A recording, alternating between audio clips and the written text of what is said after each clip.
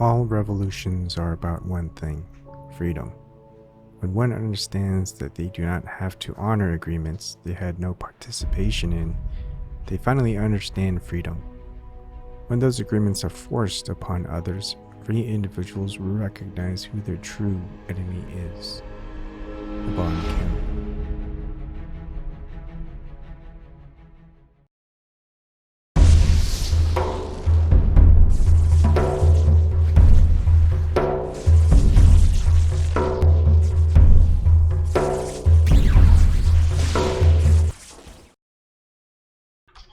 Good evening, everybody. Hope everything is well. It's been a while for me doing a live stream. It's doing a lot of research type of thing. Sorry. And of course, I started this live stream late because my wife fell asleep earlier. So I thought she went to bed, but she slept on the couch. The last episode of The Good Place was on last night, so it's able to stream the next day. So we watched that, and it was pretty good. It was probably around 45 minutes and like 10-15 minutes of like after show talking stuff. All right, so I'll do my usual thing, and let's see. Donations, I work with full disclosure and transparency. You're never going to have me charging anybody a subscription to watch specialized content or exclusive content, etc. Everything that I have is always going to be free. You can choose to donate, which some people have, and I'm grateful for, which I disclose, and I do a thank you on the first video of the month, which will be my next video. And you can donate various ways, Bitcoin or Vertcoin. It's been over 19 months since I've ever had I've never had a Bitcoin donation, actually. I've had money taken out of Patreon when I had it, and I ended it, and I gave it all to Susie Dawson when she needed it, and still nothing for Vertcoin. But I have had people donate via Google Super Chat. Hi, Kathy B. How's it going? And I had people donate via PayPal. Well, one person 3 separate times donate via PayPal.me, which I set up on September 22nd, 2019. And, I make sure to disclose all the donations I receive from the previous month and all months total. And if you don't have any money, you can always prove Globe Earth and get $15,000 from Zen Garcia. Maybe you'll donate to me a 10% finder's fee. So, I mean, if people believe that the Earth as a globe was proven over 2,000 years ago, as NASA says and government agencies say, well, it should be pretty easy to prove it in a court of law, right? Anyways, another thing, you can always join me on the show live.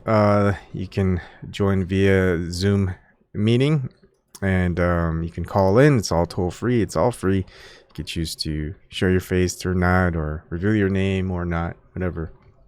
But I may put you in a waiting room if I'm talking and I keep getting interrupted, or I may ask you to just hold for a little while if I'm trying to get across something to say or going over whatever it is I'm going over. So anyways, that's it, and let's start. All right. So a lot of people have been reading about the coronavirus lately. It's all over the news. People think of the beer. But if you look at the idea of, corona as in context to how it might be related, you could say corona is a part or whatever resembling something much akin to a crown, or it's just the shape of it, right? And if you go to the etymology, and of course I'm always going to use the mainstream search engine, because everyone's I want people to know the mainstream definition of what's provided first. And of course, it originates in Latin as a wreath or a crown. and they're saying mid 16th century. It goes way before that. And then you look at the laurel leaf crowns, a wreath or a crown, whatever, and you're going to see a lot of it being provided, and you're going to recognize these as well, because those are the logos. Those are included in the logos and emblems of the World Health Organization, the United Nations. You can see the wreath, the laurel leaf crown around it, and UNICEF as well. They all seem to have it. And so if you just look into it more, you're going to just see the wreath, the crown symbol, basically the prominence of it, and they talk about the Greek history about it, Apollo, and a whole bunch of other stuff, which you can go ahead and research yourself. And most of it's going to be the non-esoteric stuff. It's going to be basically in the history books. You can also look at the Masonic trowel if you want. The meaning of the laurel by Harold Maige. The laurel, commonly used in wreaths, plays an important role in the 3 Masonic Scottish Rite Southern Jurisdiction degrees, namely the 4th degree Secret Master, the 27th degree Knight Commander of the Temple, and the 32nd degree Master of the Royal Secret. But what does the laurel represent? It is interesting to note that in ancient times, a wreath of laurel was given to the victor in the Pythian Games, whereas the victor in the Olympic Games was given a wreath of wild olives. The Nemean Games, a wreath of green parsley. The laurel was said to communicate the spirit of prophecy and poetry, and was seen as a purifying plant with powers of immortality. It was, therefore, common to put laurel leaves under one's pillow to gain inspiration through dreams. Today, laurel is seen as a symbol for peace and victory in the 4th degree, and the laurel signifies the hopeful expectations of success. Can't read. In the search for the true word, and is prominently displayed on the apron. The parallels to victory are thus evident in this degree. The 27th degree teaches us that the laurel symbolizes the good opinion of our brethren have for us, and again is prominently displayed on the apron. The laurel is also used in ceremony, symbolizing victory over the passions, and it's given to the candidate at the end of the ceremony. Show people what I'm reading, huh? In the 32nd degree is not explained, but probably refers again to victory being the last degree. So the idea could be that this is, and it's been kind of touted out there that it could possibly be released by the powers at large, whatever you want to call them, as the victory, the kind of like the victory maneuver, I guess. And we'll see how it plays out. Probably those looking into more of the coronavirus stuff will see people reporting on that might be like HIV injected, or kind of mimics almost exactly what a few months ago was Event 201. So yeah, just a lot of the laurel wreath crown and stuff, all that is tied into the World Health Organization, United Nations, UNICEF, whatever has whatever we're going up against, it seems. Everyone thinks, hey, look, they're there to protect us. Not really. It's very similar to what you might call the Pentagon or the White House or whatever. You think that they're there for us. No, they're not. It's just a big kind of, it's the best way to, how they say the best way to hide things is in plain sight. Well, the best place to hold your stronghold or your place of defense is within the enemy, thinking that it's their safeguard, that they need to protect it, when it's they're there to not protect you. It's they're there to cause you harm. But that's the great trick, is no one realizes it's just in their backyard, really. You can look up the occult meanings, and of course, you'll also see within the World Health Organization the staff of Asclepius and Asclepius. Sorry, people think it's caduceus, but not really, because it's just a single snake. Interestingly, it's the opposite direction, right? We always see that it's always inverted, and all this upside down stuff going on. Here you can see the staff of Asclepius, and this would be what the caduceus it looks like, where you see intertwined over wings. But anyways, those are the things that you can find now. If you do more looking about all these different logos, you can see some connections to Freemasonry.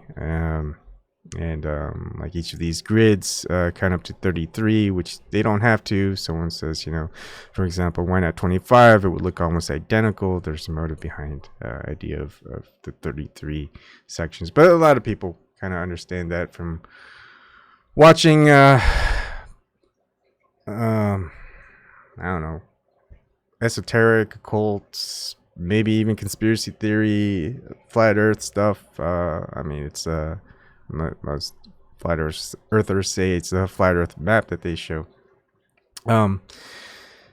So the idea is, well, there's two ways to look at this. I mean, you could probably look at it multiple ways. It's whether or not the whoever they are, release this upon us purposefully or not. It doesn't matter. They had their hand in it, and what are you gonna do? And also, maybe the other idea is, no, they didn't. It was just nature. It was natural. Somehow this happened, and well, they're just doing a piss poor job of protecting everybody if it's gonna be a pandemic. And so, whichever way you look at it. Another, I guess a third way you could be is all these other times, in order to gain a lot of trust, is we've had a lot of different epidemics in the past, and they always seem to come through and resolve everything. Right. We've had multiple viruses, coronaviruses, and all these things that were deadly. And they've always been contained, and everything was all right. Everybody trusts them now because they pulled through finally. And well, either they're gonna contain it and they're gonna say, "Hey, they pulled through," or they're not, and they go, "Hey, so what happened?" It's like, well, this is one we weren't ready for, type of thing.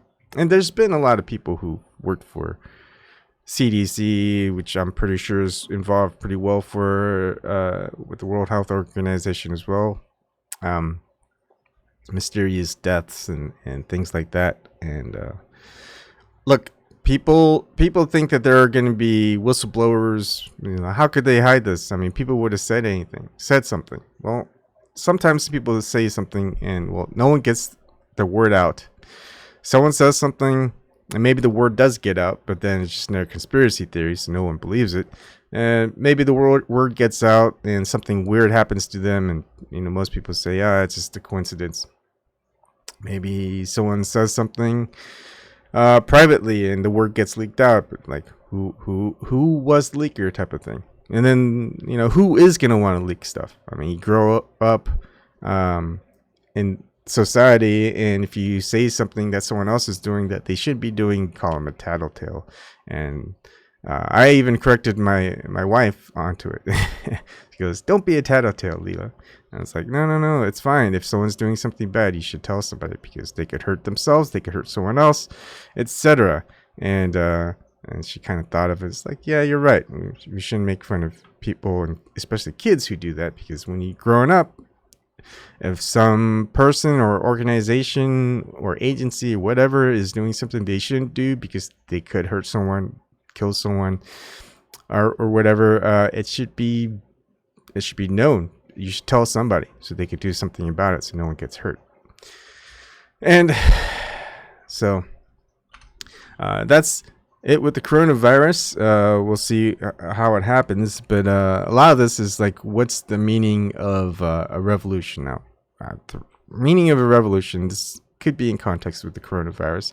Who knows? There's always something that has to break for people to actually do something to try to change the system, and they realize the system is unchangeable, and they go, well, why is the system unchangeable?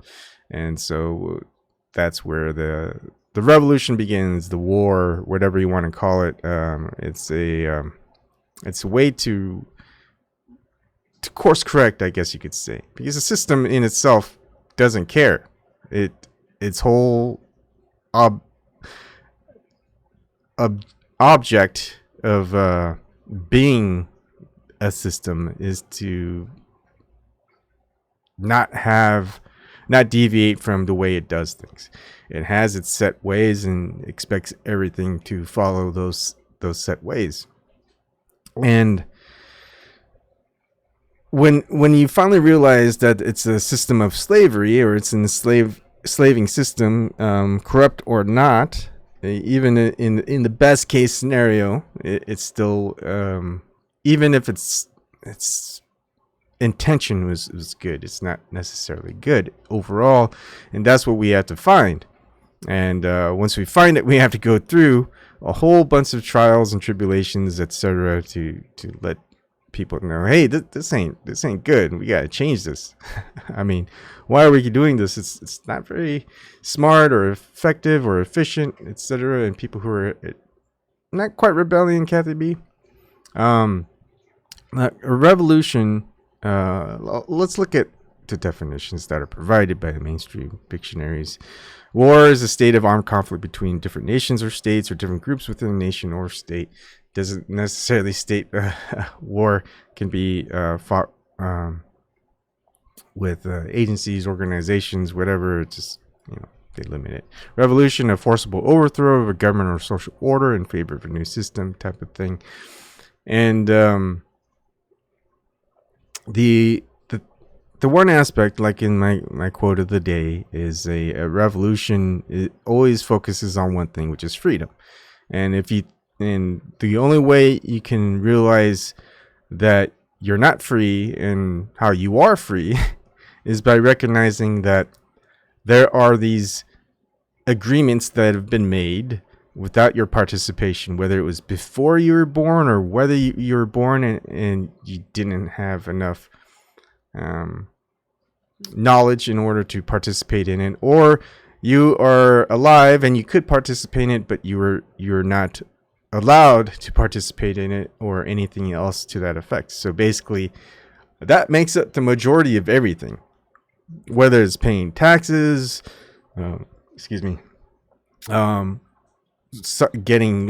needing licenses or needing insurance, all of that stuff. These are all agreements that were made for you to follow, forcibly to follow as well, without your participation in it. And what is that akin to? That's basically slavery. It's like, hey, you're the stories that we have of slavery in the United States. Well, if you were black and you were born into a place of slavery, well, you didn't have a choice in it, right? You're just born as a slave. And basically they told you to do this, you have to do this, or this happens, you have to do this, whatever. And that's slavery. You have no say in it. You didn't have any participation in all the agreements that were set forth for the things that were the way they were. And so revolutions occur over that. And the revolution is to free yourself from that system to create a new system. And so the idea is we probably had a new system after the American Revolution. It's just a lot of people go, well, we'll just call it the same thing, but we'll just have a new system in place, type of thing. So there's that idea. Now, the thing is, there was probably a good amount of revolutions occurring during the 50s, 60s with the civil rights movement and things like that, which is a good thing. And so we haven't had anything like that for a while. I mean, ever since the 60s and 70s, you know, all of that stuff that happened. We've the Generation Xers all the way to the present millennials, whatever you call Gen Yers these days. I don't even know.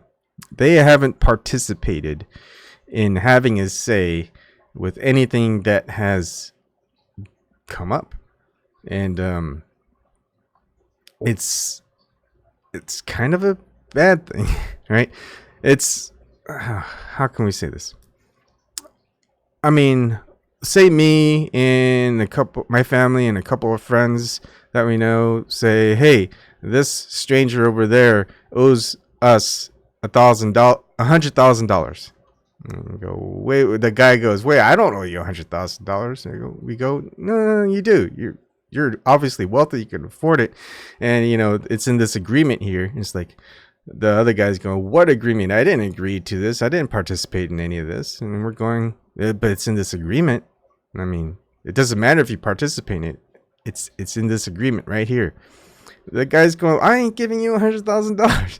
And then suppose we forced, we took away stuff, or you know, we killed him or whatever, injured him, and you know, coerced him to giving us $100,000 or death as a result, whatever. And then, well, people go, well, why did that happen? Why did you guys do that? Well, he wasn't participating in this agreement. It's like, well, the agreement didn't have him say that's what was going to be the result if he didn't do that. He also didn't have a say in it. So, you know, why would you expect for him to follow that agreement? I mean, if you think about it in that context, you can't really fault the logic there. And so, therefore, people who are forced, coerced, whatever, things taken away. I mean, you guys have things taken away all the time. And it's in these agreements. And you guys didn't have a say in that agreement, nor did you say you would participate in it. But if you don't participate in it, they have it within those agreements saying this is what's going to happen to you. And you're like, that sounds fishy. Why is this going on? Many of you guys don't even question it. You guys don't even think about it. You guys go, that's just the way it is usually the most known expression. So that's the meaning of revolution, is freedom. Finding out that you are free because you don't want to honor agreements which you had no participation in, and therefore, you know, it's not valid. And how do we, and if that's the system that we're in, well, it's time for a revolution, right? You want freedom, you're going to have to create a new system. System obviously isn't working for anyone. It's probably working for a few, and probably within the system, and then everyone sees it, even in mainstream news, mainstream media, old news, whatever you want to call it. You see time and time again the people who are placed within the system hierarchy, the social structure, whatever, they can do things and get away with it. It's like tap on the wrist, really. It's like, yeah, okay. They still have millions or whatever sidled away. Their longest stint in prison is probably like a year, and sometimes it's like, how bad is that prison that they're staying in? Heck, maybe they're not even in prison. How would anyone really know? No one gets to report on them. It's like, hey, I'm an independent journalist. Can I have an interview with this person who's serving a year in prison? And systems can be like, no, this person has to serve his time. You could probably have an interview with them afterwards if you want, and of course the person's not going to want to interview you, or you know, just so many things like that in this world that we're living in. So yeah, I think it comes up to the point where people are going to say, look, this system was designed not for me. It's a system of slavery, and you know, if you don't think it's a system of slavery, look, and you're not going to be able to have a conversation with these people who are upholding the system. It's not possible. They tell you this is the system, this is what happened, this is what you did, this is what you're going to have to, this is what they're going to do to you. Got no say in it, and therefore it's a system of slavery. And just because you can't say anything about it, or bargain, or whatever, create a fair system, whatever, change it, update it, talk to somebody saying this isn't correct. It's not going to happen. You have to get a group of people and to say, no. That's not how it works. That's not how it should work. That's not how it actually worked in the past. And it didn't work in the past. The reason why it didn't work in the past is, it takes like one person is going to shake another person's hand. The other person doesn't. You don't have a handshake. I mean, how do you create an agreement without the other person's participation? It's like you don't have an agreement. This is one group or whatever person saying we had an agreement. The other guy goes, we had no agreement. And also, if it's kind of funny when you think about it, there's so many ways we can discuss a lot of these things, but one way that they do things is someone becomes a representative of a group or a nation or a tribe or a group of tribes or whatever. And they go, you're that representative. Do you represent blah, blah, blah? And that person goes, yes, I represent blah, blah, blah. And therefore, whatever that agreement with was, who was a representative of a whole group of people, and there are individuals within that group are saying, hey, that person don't represent me. Doesn't matter. They're going to say, this person represented you. It's like, I didn't participate in saying that was the case. See how it gets down to all of this stuff. It's like, say there's a U.S. representative within your district and they voted on something. And it's like, look, you have to follow the law. Your legislator, he's your representative. He voted on this. It's like, he didn't represent me. Right? I didn't agree to it. I'm not participating in it. And then they go, well, you're going to have to. It's the law. That's how they get you every time. So, it's just funny how these things are. We all grew up saying, follow authority. They know what they're doing. They're doing things for the benefit of you, etc. They don't. They do the things for the benefit of themselves. That's why they set up the system. People outside the systems, they just want to be left alone. Just about everybody. They go, I didn't agree to all this stuff. I don't want any of this. Everyone needs something to drink, something to eat, clean air, whatever, a place of shelter. People can create that in many places. There's room. There's so much room out there. But all that room is cordoned off. They go, you can't go there. It's part of a farm or ranch, That's trespassing. It's like cows can roam anywhere within that area. You're saying I can't live there? No, you can't. Whose idea was that? Oh, it was a bunch of agreements that you participated in. That's a lie, because you didn't participate in it. Well, I didn't participate in it. I didn't have a say in it. Well, that's too bad. Other people had a say in it. It's very straightforward, everybody. It's the whole meaning of revolution is freedom, and yet you are not free, because the system has been made up of agreements which you had no participation in. And if you don't want to participate in it, it doesn't matter. They force you to participate. Otherwise, they do things in which you have no say in it, which you have no say in it in the first place. So therefore, what are you? You are a slave. You're a slave to the system. But that's fine. You don't have to be a slave. You don't have to be a slave to the system. And if they take things from you, the only thing they can really take from you is your life. And if they take your life, it doesn't matter anymore, because when they take your life, you don't have any need for any material things. You didn't have any need for any material things in the first place, except to survive, to live in the material world. But there's a little bit more to that, and it gets into the metaphysical, spiritual, maybe part, but it's all infused. It's all pieced together. You can't have one without the other, and who knows? I think there's a few people that know. I don't know. It's going to be interesting to find out. And it always gets to that point. And you're not going to find out from anybody what really is going on. Because I think once they're at that point, it's like, you know what? You're going to just have to find out on your own type of thing. And then it's either way, it's always still hard to trust people. No matter what, there's always someone within the system or outside the system, whatever, it's always trying to trick you.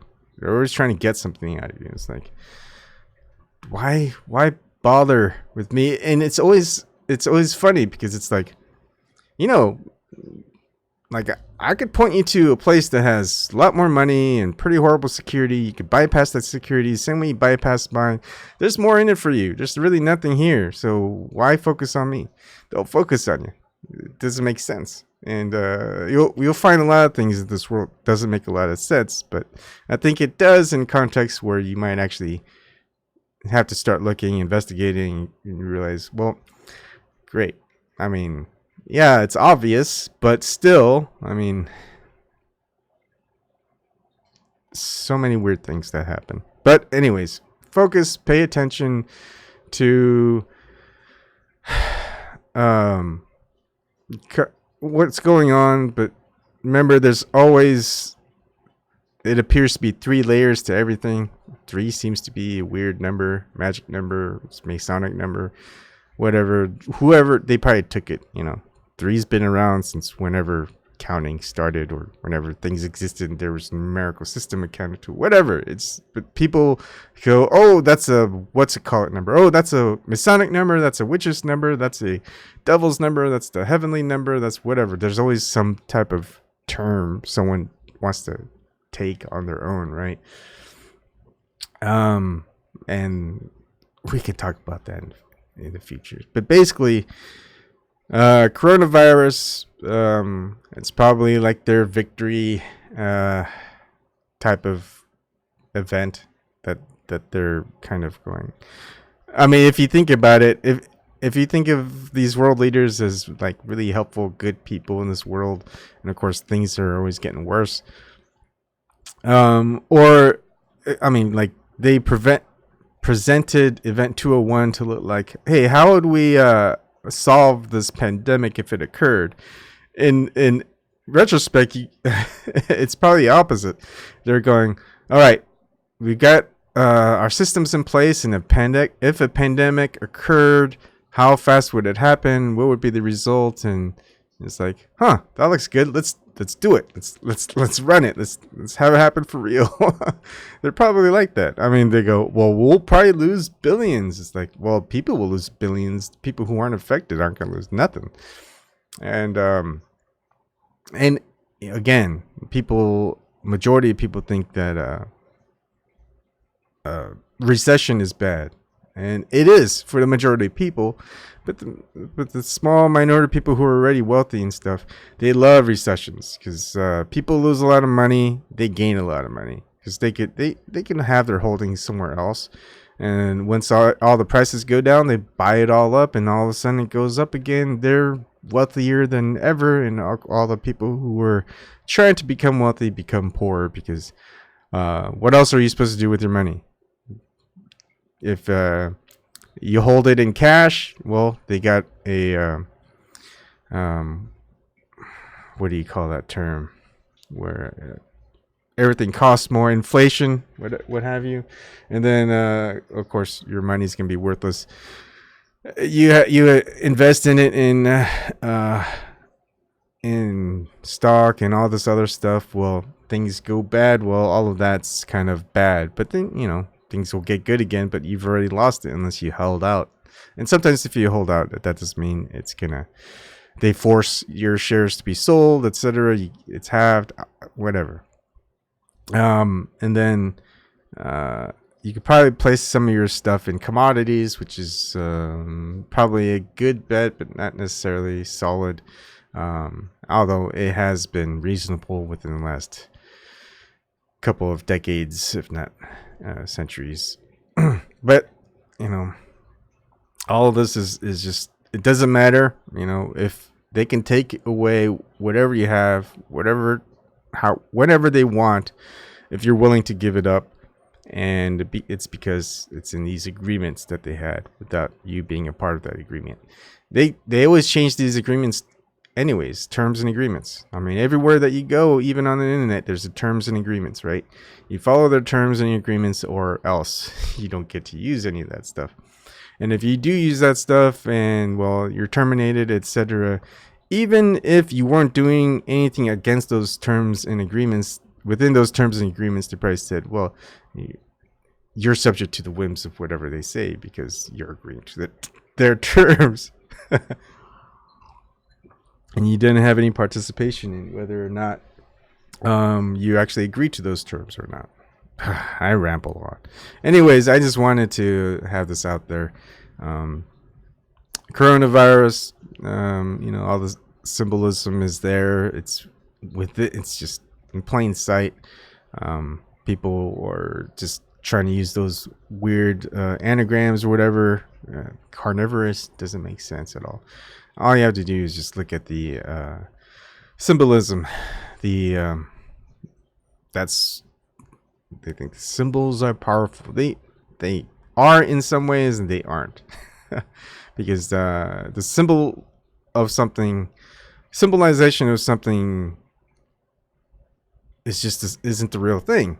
It's just a representation of it, right? And that in itself isn't powerful. It's the actual thing that it's trying to represent. That's the source. Anyways, there's more that I wanted to talk about, which I'm not prepared to share yet because I haven't figured out what exactly it leads to. But I've been diving, for people interested, I've been diving into Korean mythology, and it's a lot of the ancient mythology, and it does share similarities. It does have a flood myth, the mythologies that they have. Like if you look across the mythologies of every culture, country, whatever, it's all related. It's all there. It's just presented differently, and the similarities are striking. How it can be have such resemblance to other cultures, mythologies, and stories. I mean, that's all mythologies are, just stories. And it's pretty cool. And so I kind of want to share some of the stuff from the Korean mythologies and how it relates to others. Except it's hard because a lot of these Korean mythologies were always passed orally, traditionally, and not written down. And it was written down maybe a couple centuries ago, maybe 12th, 13th century. And so a lot of stories can change over all these millennia, passed down from to the younger generations. And of course, a lot less now because everything's doesn't get handed down, passed down as much. But even the Korean ancient mythologies have been around, maybe even before the Babylonian mythologies and Egypt and Mayan and stuff like that. So they've been along just as long time, if not longer, just not in written form. So something that I've been trying to piece together along with a lot of other things. But sometimes these things are just kind of like Ebon. Might want to look into this. I don't know why. It just time to go back. Time to take another look at it. Hey, Treeland Truth. So stay tuned. That will probably be my next video. The revolution, the meaning of revolution is very important. The coronavirus, how it links to the logos and the emblems for the World Health Organization and United Nations and UNICEF and probably a couple others. It's all there. So just kind of, it's all easy to figure out. It's just like all we're given are just these entities. We don't get names. Like, who runs the World Health Organization? Nobody really knows. Who runs the United Nations? No one quite really knows. It's like, who sets up the Who really handles everything? Who's, I mean, even the head of whoever these organizations are for like a period of years, no one really knows their name. It's just like, I don't know. No one pays attention. They get interchanged so much. And yeah, no problem. Streeling truth. All right. Anyways, that's all I really had for anyone. Hopefully everyone has a good weekend. Just think and question, and every time you question, and also just I would add in, when did you ever have that participate in whatever agreement that they're telling you to do? Anything at all. That's all you have to do. Just ask that question. Hey, when did I participate in this? When did I agree to this? And then you realize, heck, you didn't. Have a good weekend.